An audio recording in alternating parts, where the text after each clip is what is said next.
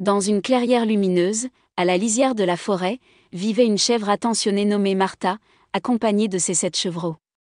Un matin, avant de partir pour le marché, il leur dit doucement: « Mes chéris, soyez prudents. N'ouvrez la porte à personne, et surtout pas aux loups rusés. Ils peuvent se faire passer pour quelqu'un d'autre pour vous tromper. » « C'est promis, maman. » Les enfants ont dit en chœur.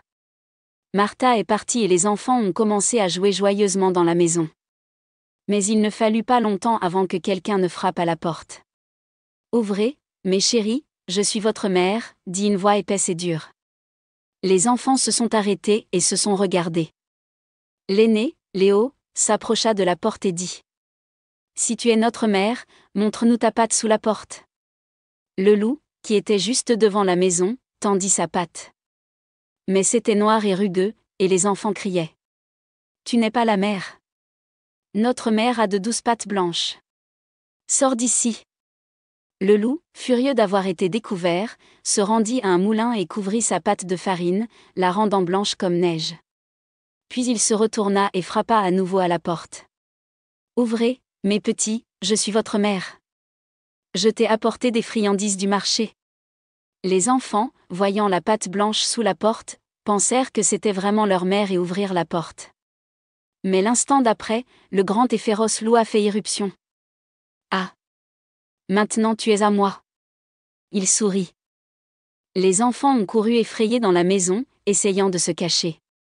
L'un s'est caché sous la table, un autre dans le four, un autre sous le lit, mais le loup les a tous trouvés, sauf le plus jeune, Toby, qui s'est caché dans une grande horloge murale.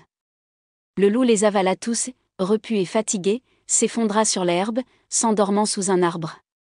Lorsque Martha rentra chez elle et vit la porte ouverte, elle fut horrifiée. « Toby, où sont tes frères ? » ?»« Maman, le loup les a mangés !» cria le hérisson. Martha courut dehors et vit le loup endormi avec un gros ventre gonflé. Il prit un couteau et ouvrit soigneusement le ventre du loup. Un par un, les enfants sont sortis, indemnes mais effrayés. « Vite, apporte des pierres. » Leur mère leur a dit. Les enfants apportèrent de grosses pierres lourdes, et Martha les mit dans le ventre du loup et le recousit. Lorsque le loup se réveilla, il eut terriblement soif et se rendit à la rivière pour boire de l'eau. Mais lorsqu'il se pencha, le poids des pierres l'entraîna dans l'eau et il s'enfonça profondément, pour ne plus jamais en ressortir. Martha et les enfants se sont joyeusement serrés dans leurs bras et, à partir de ce moment-là, les petits ont toujours écouté les conseils de leur mère. Ne vous fiez pas aux belles paroles et aux apparences.